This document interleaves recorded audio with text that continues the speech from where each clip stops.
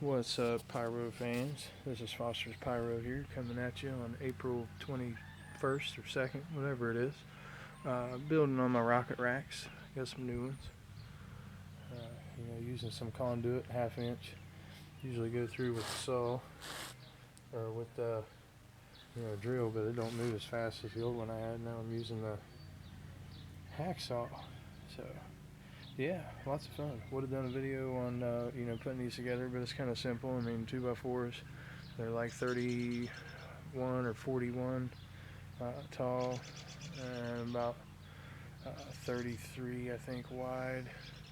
You got like a 18 or 20 inch gap there for the tubes. It's kind of simple. Just a good old country boy getting down with a little bit of work. I'm going to try to do both sides with tubes. I'll do a little video later when everything's finished.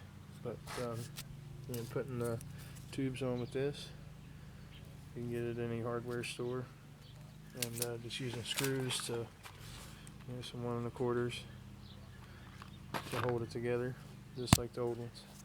And another video when it's all done. There's my Kiki, Marley, Kiki. Hey, my buddy. All right, see you guys.